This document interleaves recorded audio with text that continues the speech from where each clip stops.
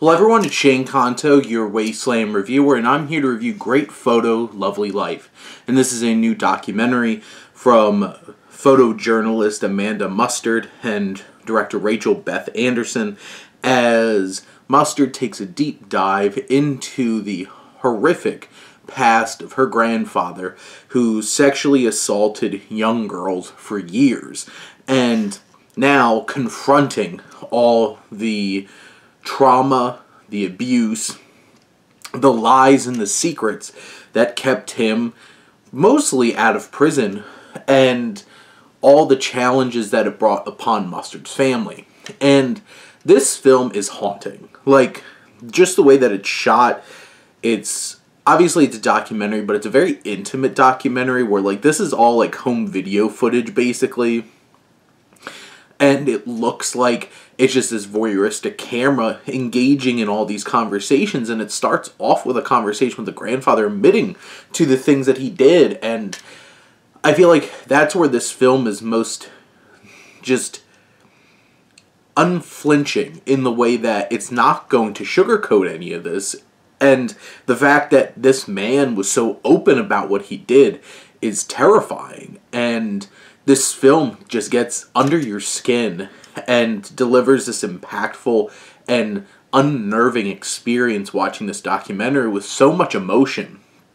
Because there's generations here in terms of, like, the grandmother and how she hid these things and knew about these things and felt helpless in a time where, like, divorce wasn't an option and you're just stuck and you have to support your husband.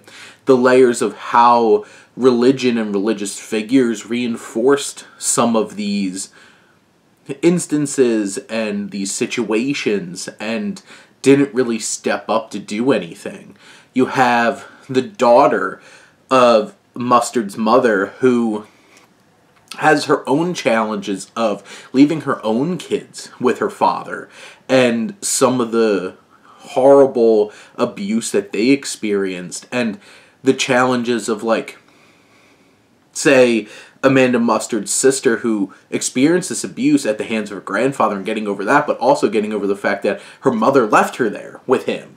And those layers of distrust and the layers of abuse that happened, and the guilt and the blame, and trying to find ways to overcome the abuse and overcome the anger and the disappointment and just the trauma that this all has.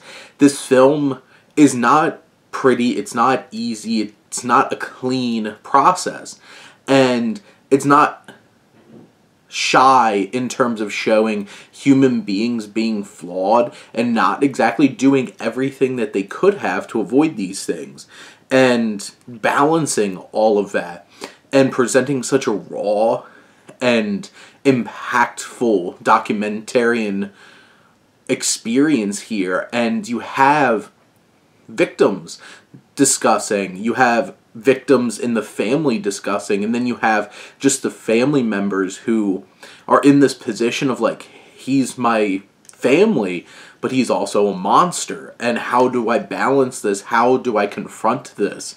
And not everybody in this family stand up and are super brave and being like, I'm gonna, like, end this injustice. This film portrays such a human experience in such a inhuman situation, and a monstrous man, and how this all processes together. There's certain scenes, including, like, confronting him late in his life with these testimonials of victims. It's extremely emotional, and just the way that this film is able to put this all together, and having layers to each of these people. There's people in this family who stood up and did good things, and then in other situations faltered, and under pressure or just under the weight of it all. And this film captures all of those inconsistencies, those human experiences, in such a poignant and impactful way.